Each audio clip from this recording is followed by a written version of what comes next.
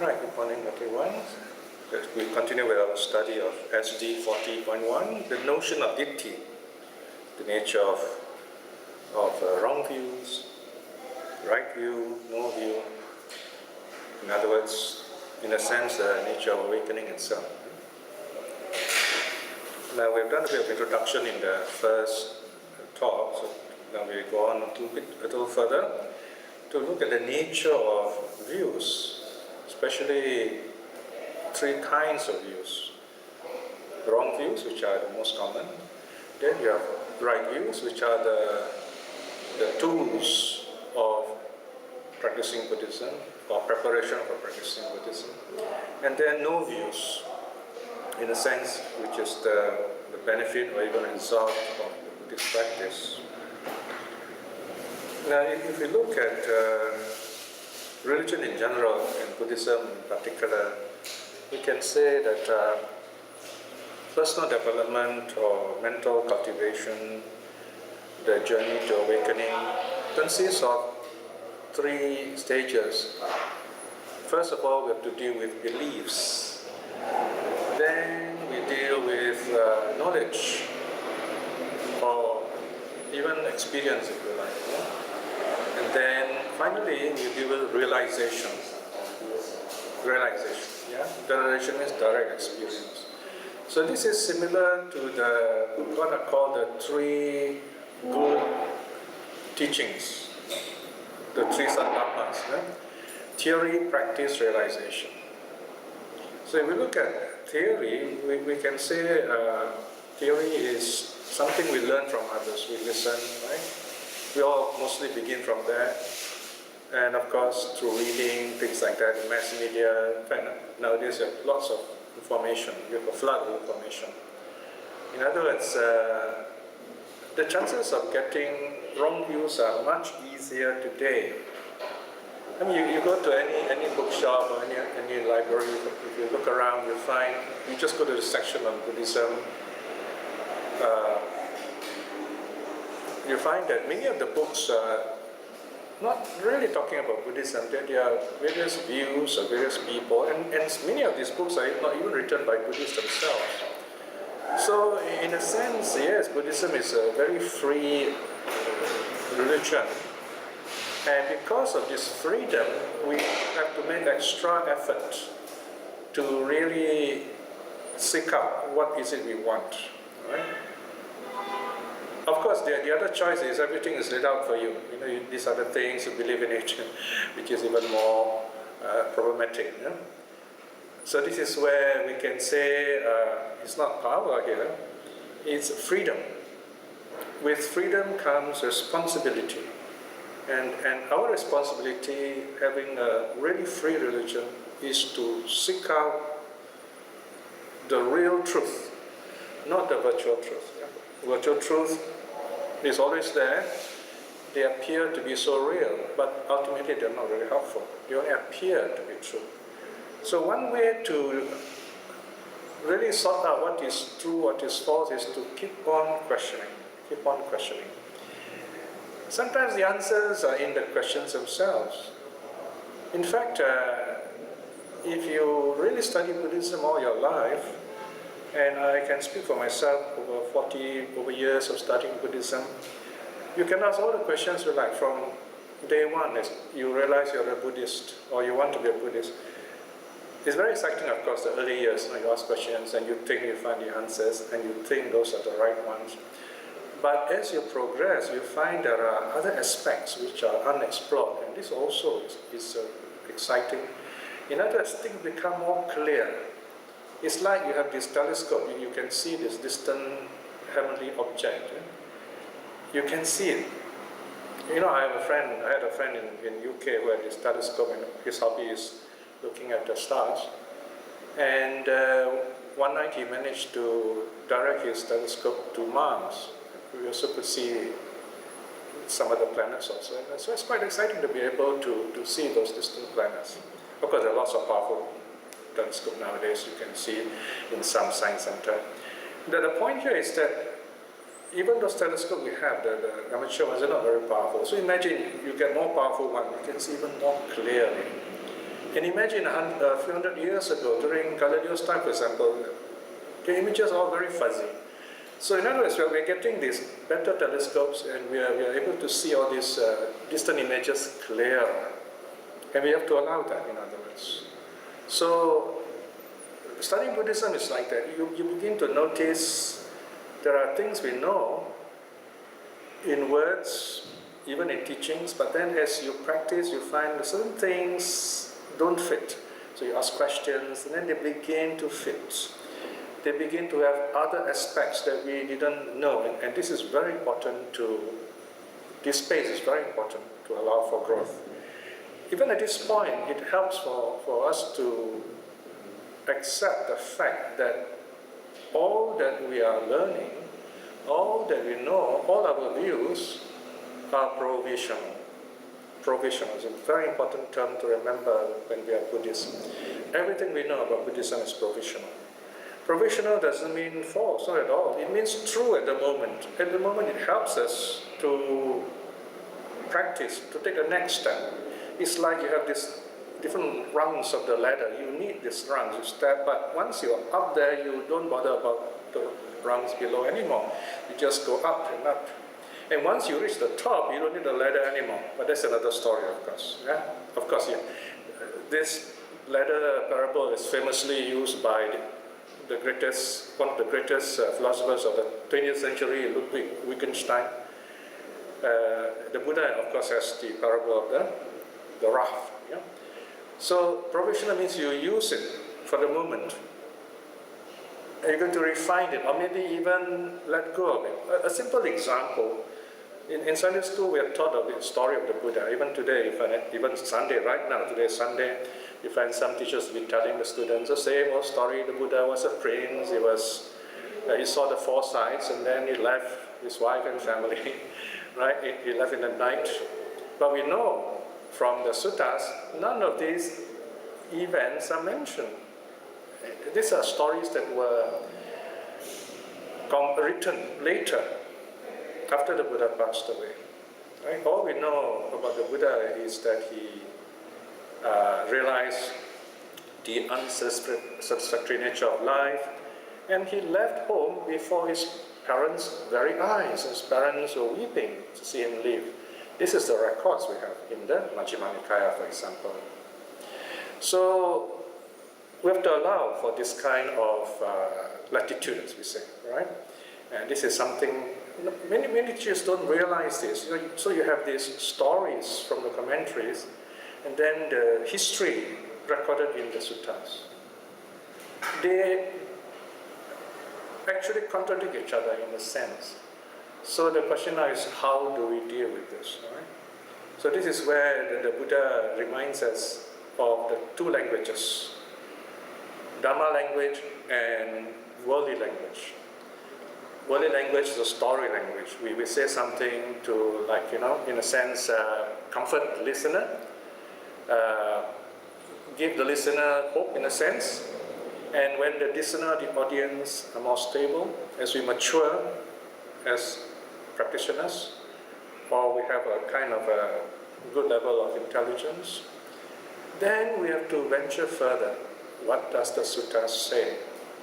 And this is where, in a sense, we are on our own, where we have to face the nature of right view. So that's, even right view is also provisional, right? Because they are views, they are ways of looking at things. So this is where we find there's one scholar who introduced the idea of opposition understanding, or if you like, even opposing understanding or opposing views, if you like. So you have wrong views, you have to cultivate the right version of it. So you have these two aspects. So this is a kind of progressing from something wrong to something right, right? But even right views are provisional, as we will notice a little later. No? So now, one more point we have to note is that when we say we believe in something, for example, I may say, life is full of suffering. I can even quote the sutta and say, life is suffering. Yeah? all formations are suffering. Or I might even say the Pali word, sabbe sankhara dukkha, right? But what I say, I may not know the full depth of the truth of those words. In that sense, they're provisional. They're not false. It's just like I'm looking at the distant planet. It's there. It's just that it's not very clear. So as I focus my telescope, as I get clearer telescope, I see this planet more clearly, right? So I say, okay, sabbe sankhara dukkha. I might even know it means all formations are suffering. But the question now is, do I really know what formations are? Do I know the nature of suffering? Have I really suffered? Right? Sometimes we talk about suffering as if we have really suffered. What is interesting is this: if people have really, really suffered, you'll find that when they just mention suffering, you see the way they say it is very different. So this is why we say this is a theoretical level. When we say when we're suffering, this is a theoretical level because we have not experienced it. Whereas the Buddha has. He has gone through many, many lives observing the nature of suffering. He himself has seen directly the four sides, the first three sides. So this is where our understanding is not yet experiential, not direct. In that sense, it has to be provisional. Right? And whatever we say are simply what philosophers and linguists might say are propositions. Okay? Propositions. In other words, we propose an idea. Propositions, in other words, is something you believe or something you believe in. I believe this to be true. Okay, but this one is a proposition. Life is suffering. Okay, but we know very well. Right now, we're sitting here comfortably. We're not really suffering in a sense. Although, if I talk too long for 3 hours, yeah, there can be suffering. But even that is relative. So this is something we believe to be true, but the facts are quite different. Well, to a certain extent it helps, right? Somewhere to begin, in other words. The other one is something we believe in. Here, of course, where you have faith in something, right? For example, yes, I have seen, you have seen people suffering, and you know, yes, suffering is really very true, okay? And yet, we have not realized any level of awakening yet. See? So here again, it's just provision. But it helps us on that level. So all this reminds us to be tolerant, right? So to be tolerant, in other words, is a very natural part of being religious. People can say what they like, and we can learn something from what they say, whether wisely or unwisely. At the same time, we have to go on with our investigation, because we have not yet had a direct experience. So the wrong thing here, especially in terms of wrong view, is when we cling to it, when we say, only this is right, all else is wrong. And by the same token, if we have right view and we say, only this is right, everything else is wrong, we are also guilty of the same problem. So even in saying right views, we, in a sense, cannot be attached to it, because we could be wrong. Right? So even whatever I'm saying here today is provisional. But provisional doesn't mean useless. You have to begin somewhere. I mean, if you look at the history of knowledge, science before Einstein, people are talking about Newtonian physics and so on, right? But now, with this new physics, Einstein and later scientists, when you look back, you know the teachings that were given before that time, they were not accurate, they were not correct. And even the science before that, there are many wrong ideas. But they are willing to change and grow. Now, we're not saying Buddhism has to change and grow. There's quite a different thing here, right? People like to say, let's modernize Buddhism. We have to reinterpret Buddhism. We have to remarket Buddhism. There's nothing wrong with Buddhism, nothing wrong with the Dharma. What we should do is adjust our way of thinking, change ourselves, not to change the Dharma. So this is another way of looking at it, in other words. So,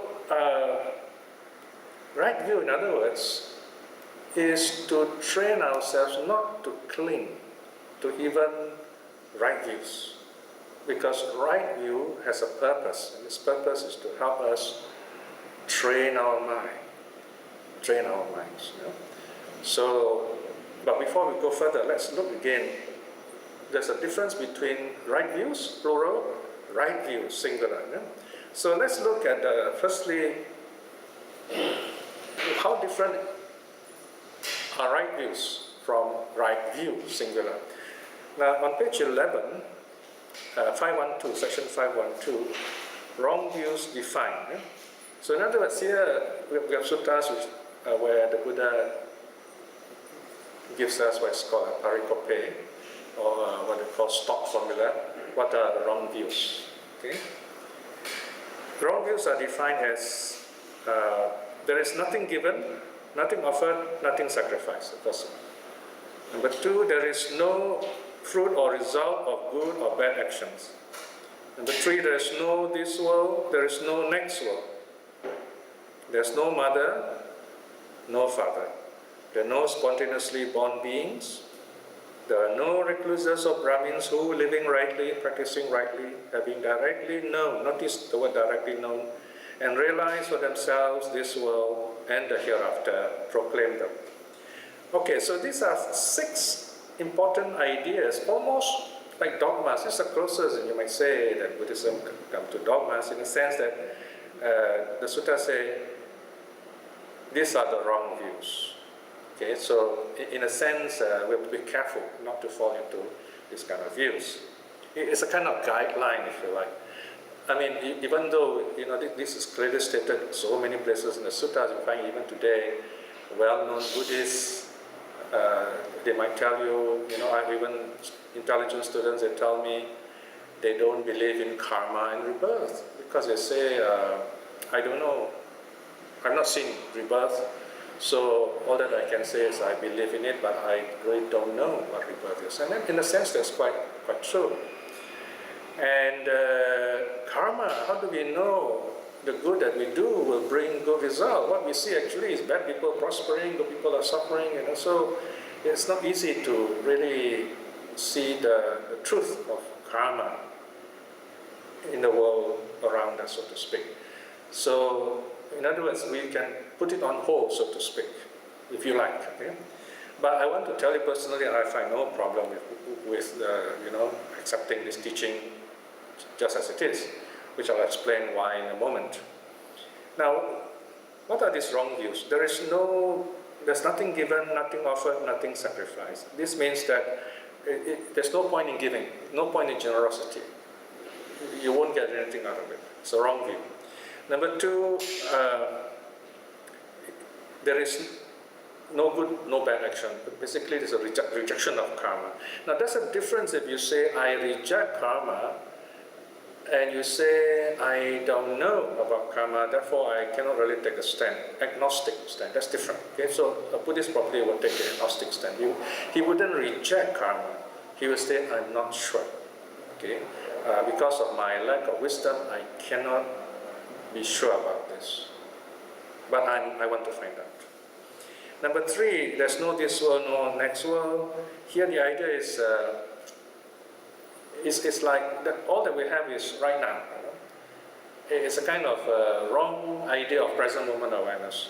There's no future life. This is our only life anyway.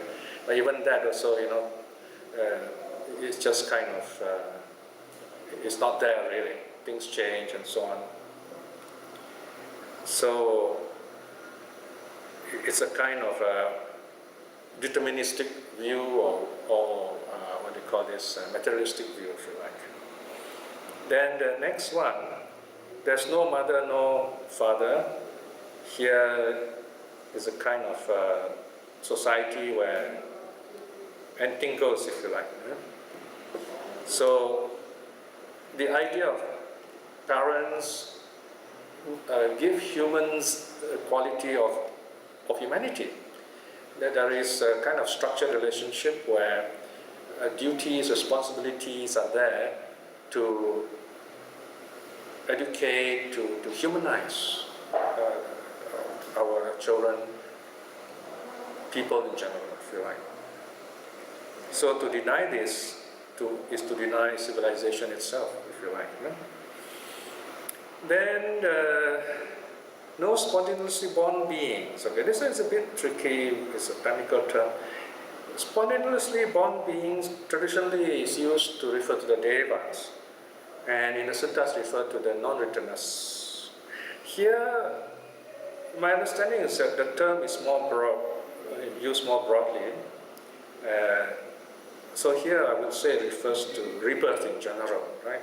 You have something about karma, number 1 and 2, and rebirth is not mentioned directly. So number 5, I would say that refers to rejecting rebirth as a truth, no? And then the last one is that awakening is not possible. Being good is no use, no? That there's no truth in awakening. The Buddha is not really awakened, the kind of idea, wrong views. Right, so those are wrong views. So for each of these wrong views, you have a right view, the opposite of it. So you have right views in the plural. And this is next section, 5.1.3. There is what is given, what is offered, what is sacrificed. There is fruit or result of good and bad actions or karma. There is this world, the next world. And there are father and mother, spontaneously born beings. There are Brahmins, recluses who, living rightly, practicing rightly, proclaim this world and the next after having rightly known and realized it for themselves. Now look at the last one. The last one is almost like, as if the Buddha is saying that there is some truth in all religions. Insofar as that religion talks about karma, rebirth, ability for people to change in terms of goodness. It is possible for people to be good. I mean, if we understand the nature of non-self, we can say that anyone from any religion can be a Buddhist. In fact, the Minding Center has this philosophy. We're open to anyone of any religion, and we find people of different religions to come to us for meditation and so on. And we don't insist they be Buddhist. That is why in meditation we don't have religious rituals. In other words, they want to try out, they want to take a step further, take a step out of their safety zone to do meditation. And you find these people, they are good people. We have people who are non-Buddhists, and some of them actually come and tell us they're actually practicing Buddhism. And frankly, we are really amazed with their faith in the Dharma in that sense. So, right views in the plural, in other words, is to counter the various wrong views that may arise as we study the Dharma, as we progress in our search for truth. But what about right view in the singular? Right view is not really, it's not a view. It's how we see things. How we see things. The viewing of things. When we view everything, even these teachings themselves are impermanent, unsatisfactory. Not that the Dharma is unsatisfactory, it's the language, the medium is unsatisfactory. And there is no essence behind it, there is no final core, if you like. So in other words, we view it directly into our personal experience. So that's singular, right view. And this is not an easy idea yet, so I'm just saying this briefly, then maybe the next talk we go a little deeper into this understanding of no view, singular. So, one way of looking at the nature of a right view, or even right views in the sense that we clear away the wrong views, is to see it as purifying our purification, stages of purification, spiritual purification, not social purification. Right? And in fact, we have a set of teachings in section 6, the progress of right view. And in the suttas, you have what are called the 7 purifications.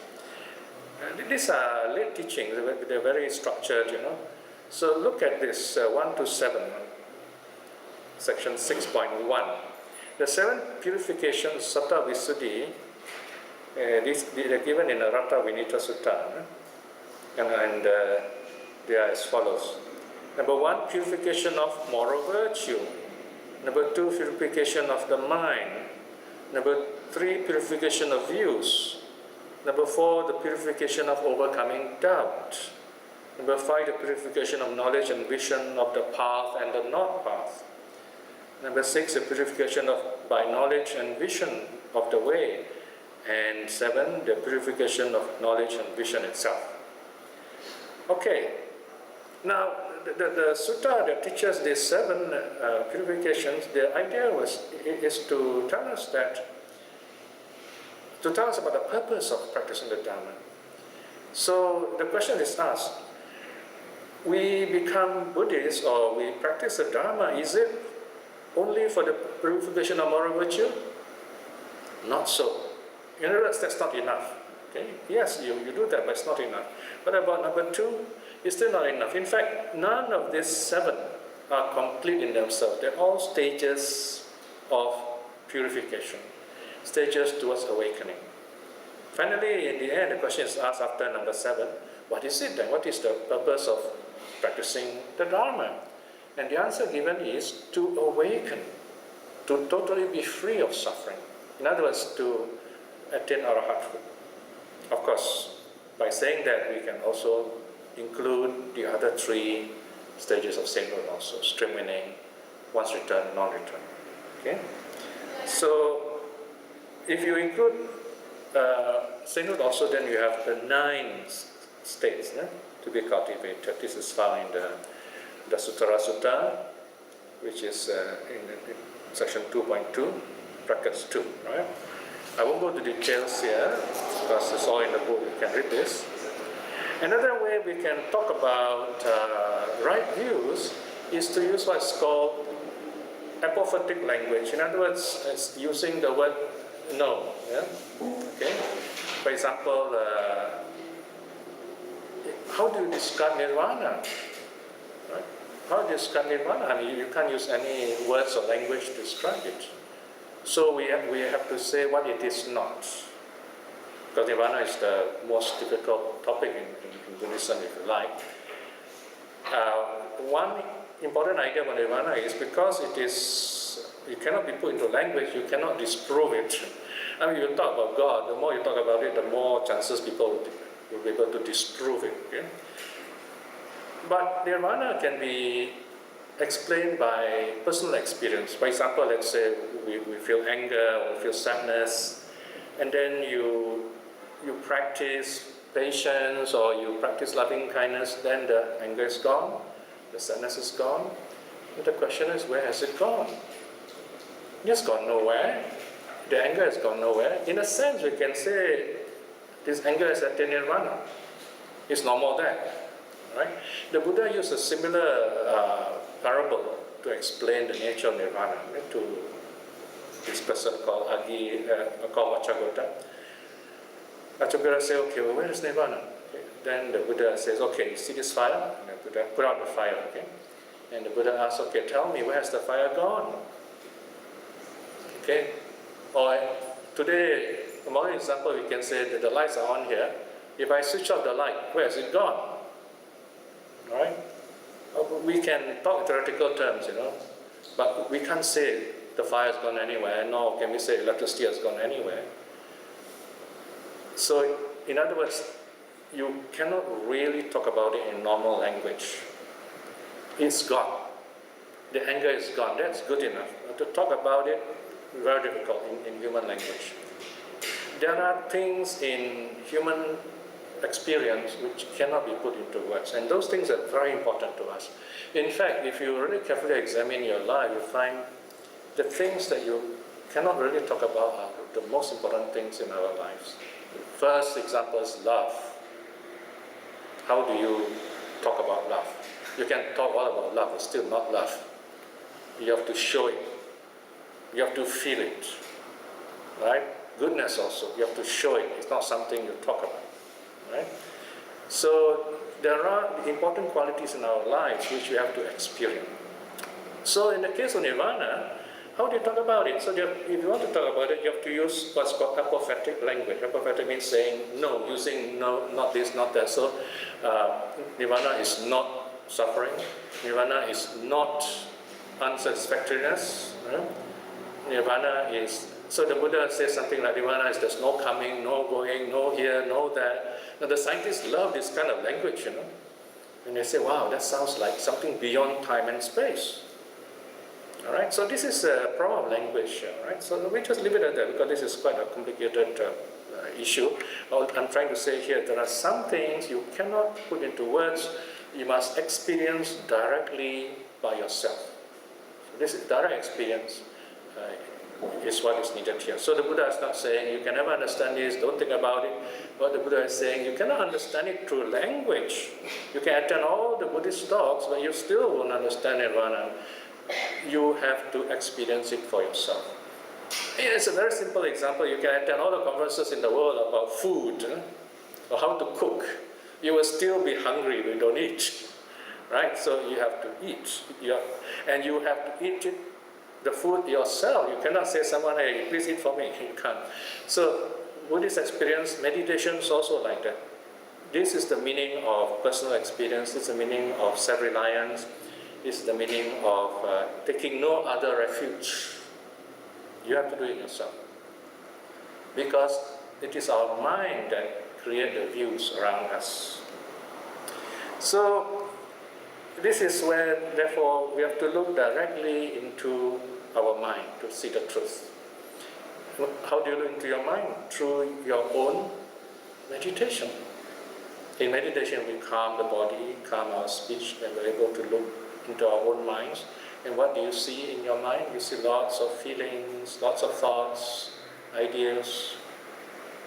The idea is to calm the mind down. We use the breath, for example, to calm the mind. Why do we use the breath? Because the breath is a way of calming. As you watch the breath, it becomes more peaceful. And the more easy for us to let go of thoughts. Because thoughts are what distract us in meditation. Now, I'm not saying thoughts are bad. What I'm saying is we do not know how to use thoughts. We allow thoughts to overwhelm us. That's called worrying. Okay? If you are wise, if you have mindfulness, then you know how to deal with thoughts. Then they become very useful. You can write books, you can give talks, you can lecture, you can talk to people and help and heal them. So we need to cultivate that skill. But still, no matter how much words and language we use, we need to learn to calm the mind. Sooner or later, we need to get out of the world. We hear of renunciation. Yeah, we often understand renunciation means you become a monk or a nun. Nowadays, you even have temporary ordination. This is one of those things that, we have disobeyed the Buddha. Because in the Buddha's time, there's no such thing as temporary ordination. Because temporary ordination is a very good fundraiser, so some temples feel they could do that. Yeah? But it is wrong. The Buddha did not allow it. Well, why I say it is wrong is because we have the wrong idea of renunciation. They think renunciation is putting on a robe, a uniform. And that's it, that's the practice. How you look is what it is. Not true at all. How we look does not reflect what's inside us. Renunciation means letting go. When you meditate, you go through stages of letting go, stages of renunciation. Whether you are a monk or a layperson, if you follow the suttas carefully, renunciation, real renunciation, nekkhamma, is the practice of meditation. When a monk is meditating, he's really a monk. If a monk is driving a car, watching a movie, going to the bank, having money, it's not renunciation at all. So when you meditate, whether you're a monk or not, you are renouncing. I like to tell this to these young people who think they have failed with girls or can't get a job, they have to become monks. I say, no, don't do that, please. You're going to really destroy the Sangha. Because you can renounce by your own meditation. Because when you sit down quietly, what do you renounce first? You renounce your body, you renounce the senses. distractions that come from the senses, so your body becomes calm. First level of renunciation. Second level of renunciation, you let go of your feelings, your thoughts, the mind becomes peaceful. Then if you can, you even let go, you renounce the peacefulness, then you get liberation. The mind is free and peaceful. So we go through stages of renunciation when we practice meditation. Of course, if you become a monk or a nun and you really keep to the rules, that is the quick way, direct way to gain awakening in this life itself, using meditation. So in other words here, right view can be spoken of as a singularity, one-pointedness of the mind, where the mind is very clear. Again, using that example of the telescope. No? You look through the telescope, everything will be blurred if you don't focus it. See? But when you focus it, what does it mean? There is singularity. There's only one point. You see one point very clear in front of you. So when we talk about right view helps us to focus our minds. Focus on what? Present moment awareness. What is happening right here, right now, before us, wherever we are. We watch that moment, be present there, deal with it. And if you can do that, you begin to notice a pattern in your life. And those patterns begin to become clearer, and wisdom begins to arise in you. This is one way of putting it very simply. Yeah? Now, on the other hand, when people talk about those who are unawakened, they tend to view things in many different ways. So you have many ways of looking at things. This also is quite natural. You have a mountain, and you have people standing northeast, southwest, they're all looking at the mountain, and each of them, 4 directions, they have their own views.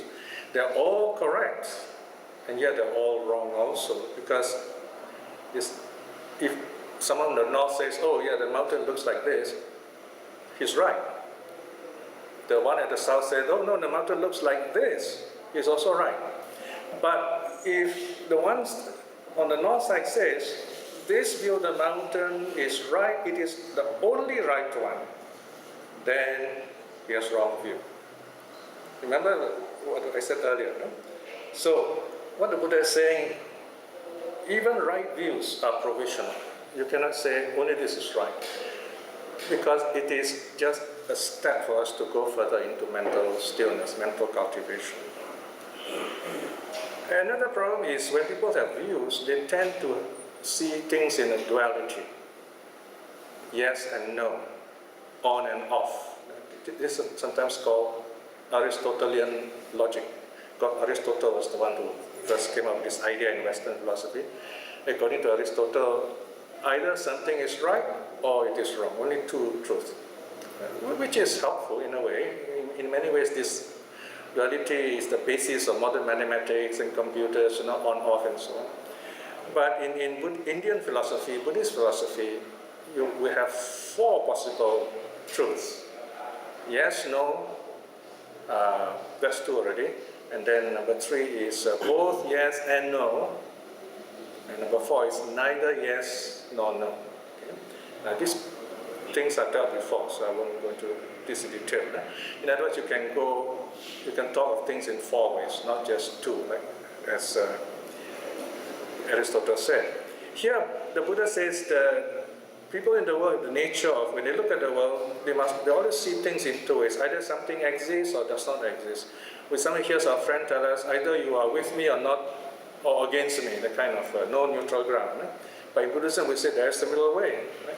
So wrong view tend to be extreme, in other words. We tend to take a stand. Okay? To have a view means always to take a stand. But sometimes we don't have to take a stand. We can say, all right, let me watch the situation first. I'm going to, just think about it, and that's fine. You can do that. Why is that so? Because everything is a process. If we can say, human beings, we are all a process, unfinished process. We are still growing, we are still evolving, we are still changing, and we find Buddhism something that can help us change for the better. So this is where, when we talk about right view, right view is not something that we have. is not something that is something you own, not at all. It is what you are. If you have right view, your life should change. You'll become a better person, a happier person, a good person. The nature of right view is to transform us, to change us to be a good person. I mean, what's the point of having right views and you go around killing people, stealing, murdering, and there's no point, right? So this way, in other words, to say someone has right view also means that this person is a changed person, a good person, moral virtue, personal good qualities. So, if you look at the pattern of the Four Noble Truths, the right view therefore means in this case is to overcome suffering. Now there are Four Noble Truths, right? There is suffering and then there is the arising of suffering. You can say these are the wrong view aspect of our life. And then the last two you have, truth number 3 is the ending of suffering, or nirvana, and then the path. So these last two are like right view. You use right view and you gain this goal, overcome suffering. That's another way of looking at it. So this is where we have to look around ourselves and keep asking ourselves, these things that we see around us, to what extent is it mind-made that we have created, projected these ideas? It's not an easy question to answer, but we can easily reflect on what we see around us. The simplest practice for lay people is called the perception of impermanence. Whenever you're not sure, things around you, whether good or bad, happy events, troubling events, reflect on them as impermanent. Then you can be sure you're on the right track. You're on the way to right view, in other words. So, in other words, you see beyond just the surface. Okay? If you try to say something different, then you become a fortune teller. Eh? A fortune teller tries to tell others a fortune, but the problem is you find this fortune teller doesn't even know his own fortune. So this is the irony of it. Eh? Because if a fortune teller is really successful, I mean in the sense that really qualified, he really knows his stuff, he wouldn't be a fortune teller. Because you look at yourself and say, okay, this is what I can be. Of course, a clever fortune teller would tell you, oh, I know my fortune. My fortune is to be a fortune teller. Okay, okay, I can say that, you know. But anyway, if every fortune teller tells you that, it begins to sound a little contrite. Now, my point is here, you cannot predict the future. The future does not come. The future never comes. There's only the present. The past is gone.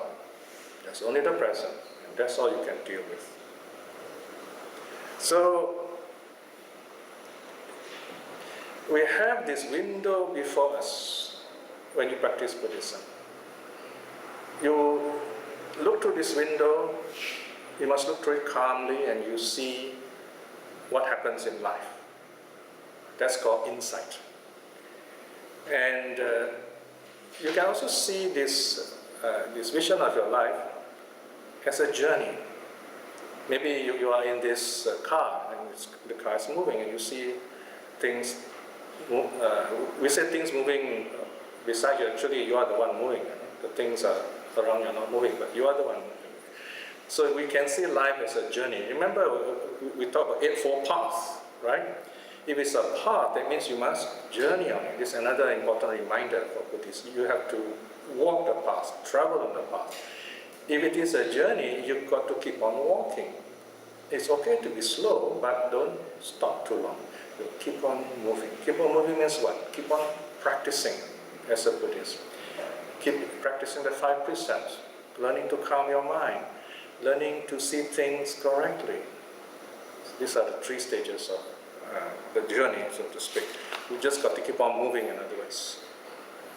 So here, now, we come to another interesting point here. Let's say someone may come along and say, okay, we talk about views, right views, wrong views, no?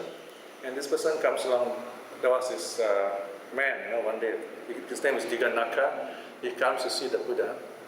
He got quite upset with the Buddha talking of all these right views, wrong views. So he came to the Buddha and challenged the Buddha. He says, okay, I want to tell you, once and for all, I have no views at all.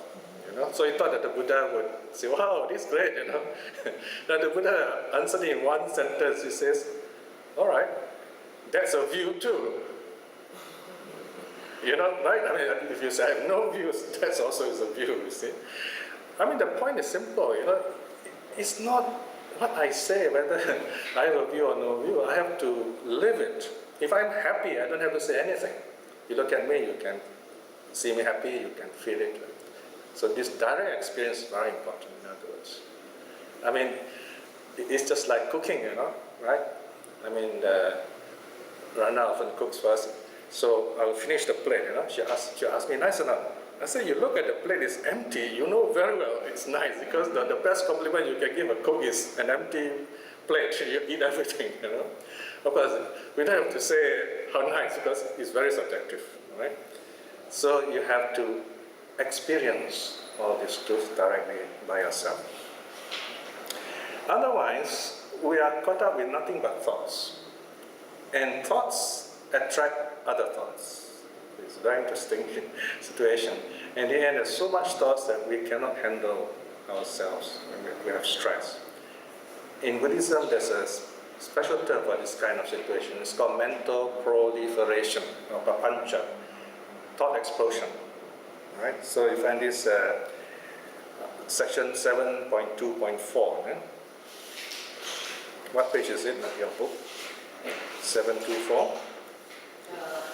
17. Yeah? All right.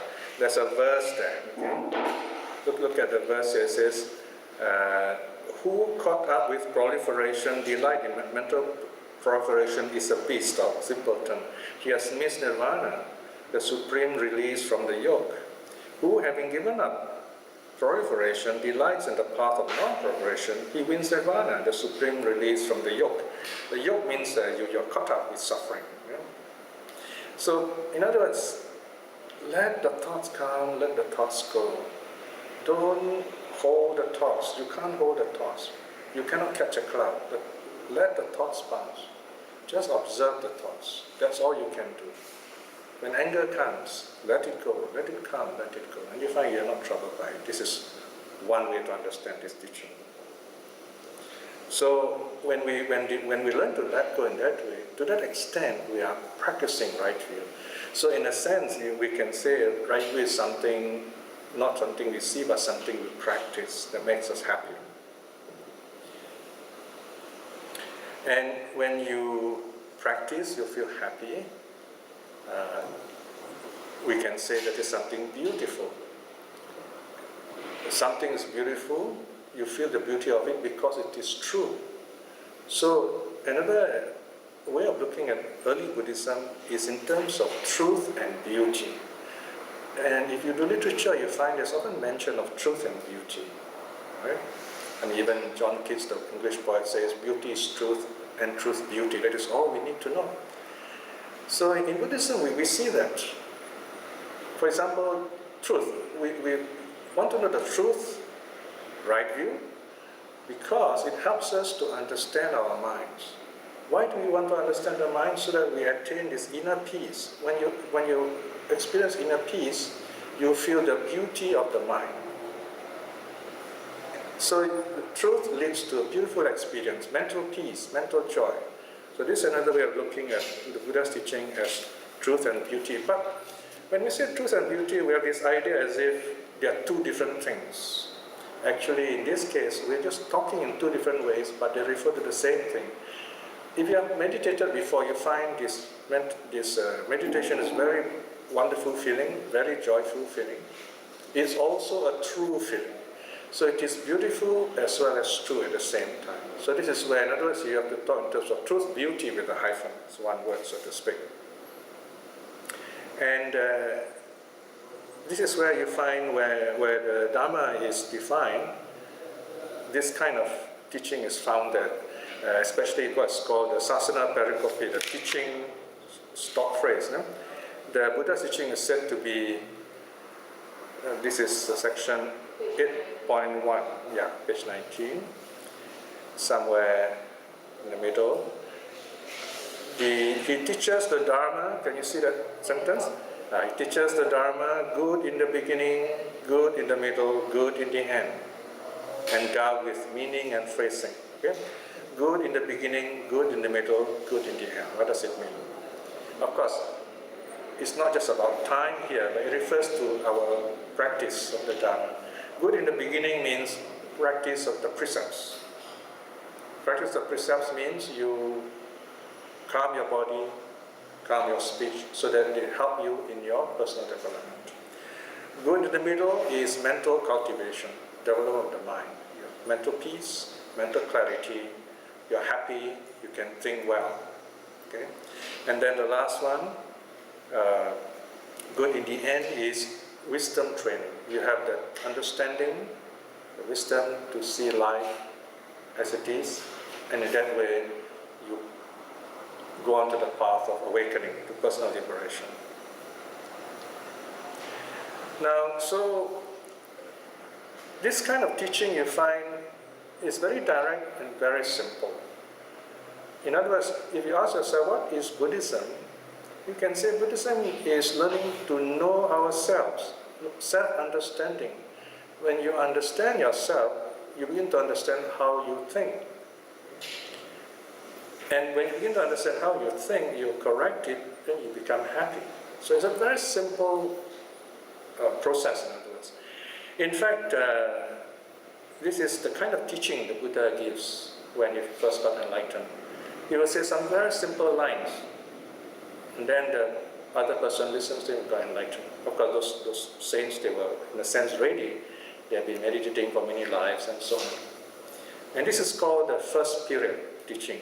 So if you look at the Buddha's life of 45 years, you can roughly divide into two parts. First part is where the Buddha teaches very simply, without any formulas, the kind of Buddhism we hear today, lots of sets of teachings. He teaches as the audience needs. Only in the second period, he will go into the details that you hear today, Four Noble Truths, Eightfold Path, 12 Links, and so on. So, in other words, where the Dharma is concerned, you've got to try to keep it simple by looking at the simple things that go around you. What's going on around us? Look for a simple truth that runs through all of this. You don't need any big formulas for that. If you notice that, you observe what's going on with people around you. When are people happy? When are they not happy? Why are they quarreling? Why are they smiling? Keep asking yourself this question, and then you begin to see a pattern flowing through all this. And the answer is very simple. It comes to you directly to yourself.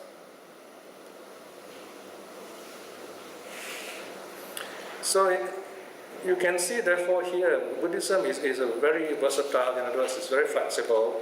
You basically is to live life directly, see things right before you, not to see things the way people want you to see it. What do you see when you look around in your life? If you find it difficult looking at yourself, maybe try looking at people close to your loved ones. And this is very important, right? When you look at your loved ones, and very often we don't do that, but this is really good. If you look at your spouse, your children, your parents, you will notice they act in a certain way, they think in a certain way, and you begin to, if you watch them closely, you begin to understand them better.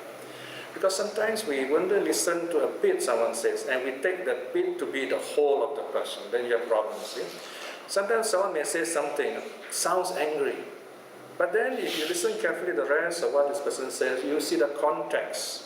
Actually, this person is not really angry. Now, somebody wrote a very interesting article today, about all this graciousness in Singapore, being nice to people. He was saying he went to different countries, people that are very polite. He would walk across the road, there are 3 junctions, all the cars will stop. But in Singapore, you drive across the road, the car will honk at you, and so on. Then he says, well, maybe Singaporeans are not that bad after all. They may talk a little, sound a bit rough, but actually probably it's a kind of like tough love thing. They just they sound rough and crude, but actually they're kind inside. And so she has this kind of very interesting approach. What I understand is, if you look at the bigger scale of things, people can be good. I mean, we should not judge people just because of one action they do and say, oh, this guy is bad. Why? Because he didn't say good morning to me. You know? I mean, that's rather unbiased, biased and unwise, isn't it? So we've got to see the context, see the person as a whole. And one more thing you must remember, no one is complete. We are changing all the time. I mean, how would you feel if someone every time he meets you and tells you, oh, you have not changed at all. You are the same. Meaning is talking something bad about you, says you have not changed, you know, you say, but people change, you know, you change. So in other words, if you see the people around us, people, especially our children, you see them changing. And it's a great thing to know that they are changing. So we give people that space, that possibility to change, and we rejoice in that change, so to speak, and try to make it a happy process. So, right view is a way of looking at things as they are right in front of you. In that sense, we try not to project our ideas onto them. We try to understand what's going on by questioning, by asking. So you have your views, there's the reality out there, and what you get in between is the middle ground, the middle way. Not perfect yet in this case, but it is something to work with. So I'm going to stop here for a while so that you can ask questions, because otherwise it becomes a bit, there are a lot more things actually. We'll talk another day, continue with the next part. So in a sense, I finished what I need to say today. So we spend a bit of time, question times if you have any.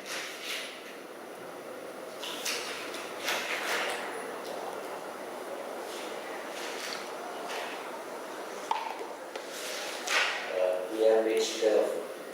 Yes. Page 12. Now, what's your question? The top sentence, right views and wrong views. Yeah, wrong view. Are not opposites. Can you say something about that? Right view? Right views and wrong views are not opposites. Not opposite. What do you mean?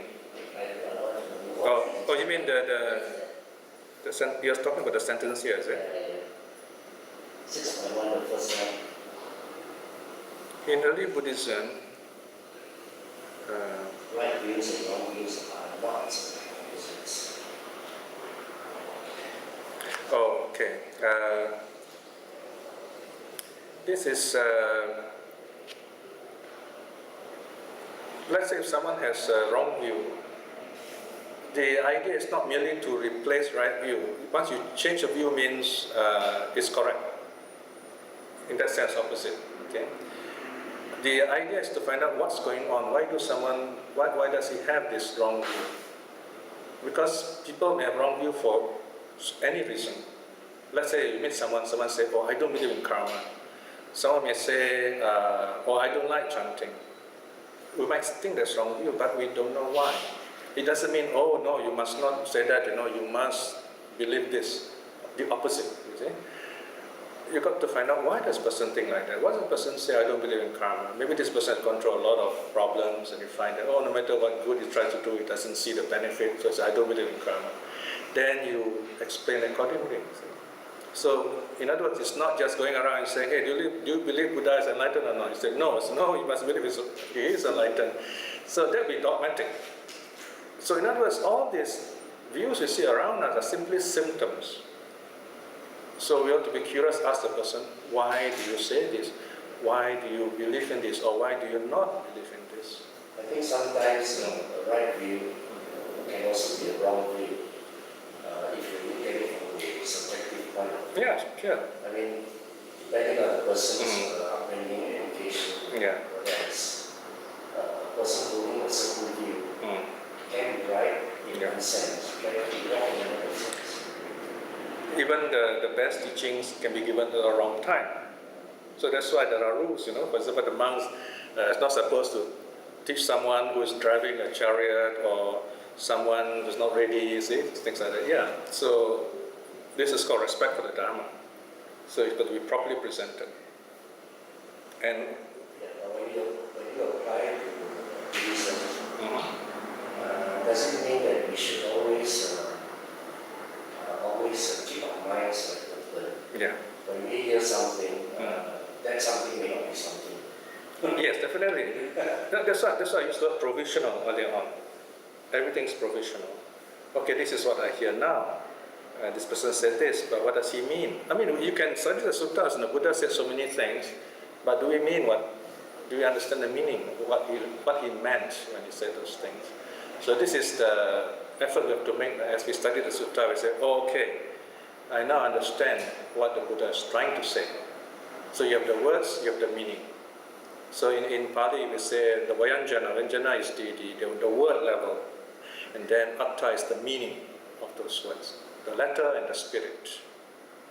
So sometimes someone may, as parents, we get angry, we say something to the child, but if the child is wise, the child understands. Although we say angry words, we don't mean it, right? We're trying to say something. So of course, if the child is wise, say, oh yeah, I understand, Once they are to lesson, they always say, I understand, I know what you're trying to say. And you've got to make sure that they really understand what you're trying to say. So the meaning, we'll be talking about this in the next talk. See, what is meaning? Okay?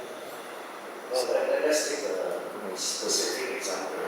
The Christians say there's a creator God, and those who believe in Buddhism say there's no creator God. So, to the Christians that is the right view. To the Buddhists that may not be the right view. I won't say it's a wrong view, but let's say it may not be the right view. So, if we take that as an example, then are we saying that when the Christians say there's a creator God, it is not necessarily the wrong view? To them. You see, this is where we talk of conventional truth and natural truth. Conventional truth means I say so. I say so. Alright? So to the Christians, there is a greater God because the Holy Book says so, the pastor says so, the Pope says so. But when the Buddha said everything is suffering, the Buddha didn't say I say so. He says you look around, this is what you see. I don't have to say this. In fact, the Buddha said, whether there are Buddhas or not, you will see this truth. But I'm pointing it out to you. Do you see it for yourself? That's called natural truth. There's no one, you don't need to prove it. You look it, you can see for yourself. So this is very interesting because in the case of the God idea, you need faith. Faith means something cannot be proven. You don't really know whether it's true or not. More likely it's false. You have to believe it in order to experience it. Okay, believe so that you will know. That sounds interesting. But if you reverse it, know that you may believe. Doesn't that sound better? Right? So in Buddhism, the Buddha, okay, let's say if someone tells you, you must believe in God. If I say no, can you prove to me where God is? If the person says, I can't, but you must believe it, otherwise you go to hell. You are threatened, see? But the Buddha says, if you practice the perception of impermanence, if you reflect constantly on impermanence, whether you take it on faith or with wisdom, it works the same. But you cannot talk like that with the idea of God, you see? Because the idea of God, you can question it. Show me where, But impermanence is there all around. So for example, someone may say, oh, I'm quite okay with this idea. I look around, I say everything impermanent, so I take it on faith. No problem. The other person says, no, I want to examine first. I want to study the sutta carefully first and study modern psychology and see if impermanence is true or not. Also can. So two ways, you see, either through faith or through wisdom. So that's why, in a sense, being a Buddhist makes more sense, so to speak. And right view is better defined in that way, rather than as a dogma. So there's a difference between dogma and right view. Dogma means you have to believe. There's an authority telling you believe this. There is catechism class. We don't have catechism class in Buddhism for that very simple reason. Only some of those Western Buddhists, who are trying to get out of the Christian. They come from very fervent evangelist family, and then they went to Sri Lanka. They introduced a Buddhist catechism. We have a Buddhist catechism, but it is invented, I think around 1950s, I think. Yeah, but strictly speaking, there's no such thing as a Buddhist catechism. Okay? Unless we say catechetical, meaning question answer. Yeah, we do have that, but not the way the Christians teach their dogmas. So in one sentence, I think we can say right views and wrong views are not really important when it comes to natural truths. Well, it depends. They're not opposite in the sense that, like I said, you have to find out why this person thinks that way. But later on, you find there's a scholar who does say, when you look at right views with the S in plural, they oppose wrong views. In other words, if you have a wrong view, you should find out why and then correct it. For example, someone say, oh, you can't really, no point doing any good in the world. So then when he understands, all right, I think I'm wrong. There is good. I mean, it's good to do good stuff. You know? So that's the opposite of the previous one. So you have, depends how you say it. Right? Yeah. Right, this topic is a bit philosophical, so I rather prefer teacher suttas, no? But bear with me a couple of weeks. Yes, I know. This is an overview of all the suttas, no? So in a couple of weeks' time, we'll look at one of the suttas here, which is more easy to understand. But don't worry, there are lots of these suttas which have already been recorded online. You can also look at them. Any other questions? Yes? Yeah. So because at this stage, you don't really have the wisdom to recognize what is the right views and what is wrong views. So in the sutras, does it actually spell out what should be the right views are that we can share with us right now? Yeah, sure. There's some very simple rule of thumb. For example, there are what I call, the first simple thing is called the golden rule, right? Golden rule, do not do anything that will hurt. What you do not want people to do to you, you should not do to others. The most simple rule, right? So you know, for example, why does the Buddha introduce not killing as the first precept? He says, no living being, all living beings treasure their life. No being will allow you to take their life away. Now once you understand that, I mean, you yourself value your life. So if you understand that, you know that other beings also feel the same way. So therefore, you should respect other life, not to kill, first precept. So this is the golden rule. All right? Then there are others. You can divide it into 2 or 3 parts. Let's say, for example, you want to get a job. You know, often some of these graduates will ask me, as a Buddhist, what kind of job should I do, should I not do? You know, what kind of guideline? I say, well, very simple. They call it 3 purities. This job that you do will not harm yourself, will not harm others, will not harm the environment. So this is 3 ways. The golden rule is split into 3. So these 2 already, in a sense, quite enough for us to have a rule of thumb, very general rule of thumb, so to speak. If you want to go a little deeper, then we can say, practice the perception of impermanence. I mean, whatever you see around you, whether good or bad, tell yourself, all this is impermanent. For example, let's say you're very upset with your child. He doesn't listen to you. So you say, it's okay, it's just part of growing up. It's impermanent, right? You strike a lottery, you say, impermanent. Don't get too excited. Eh?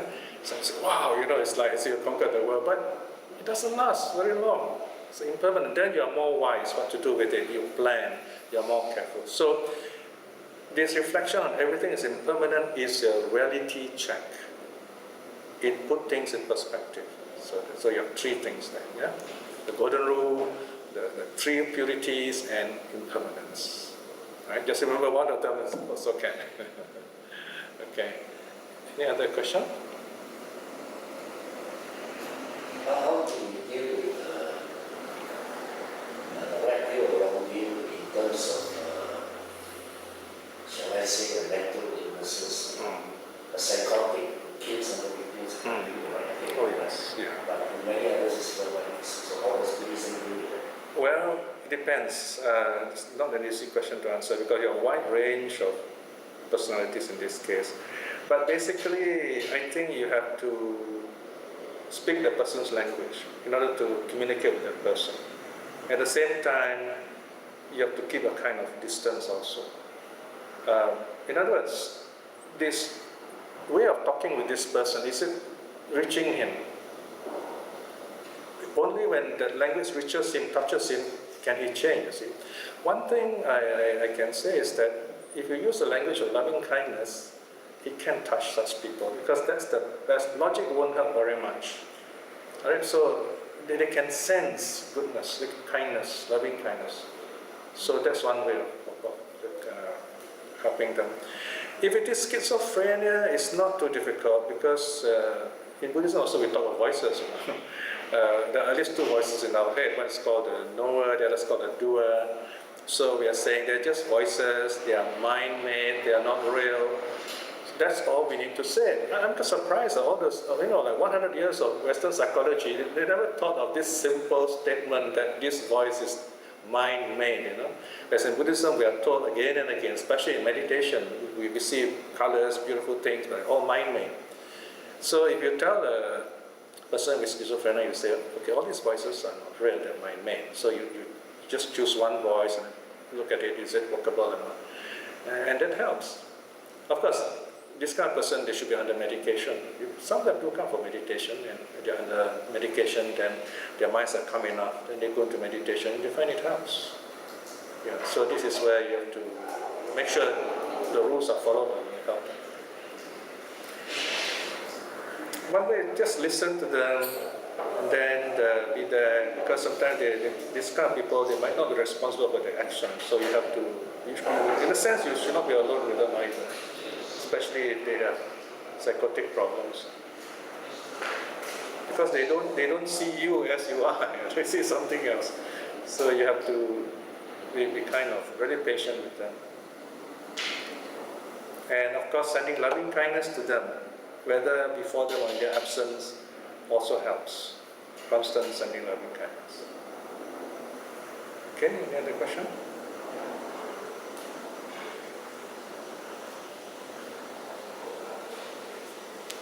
No more questions, huh?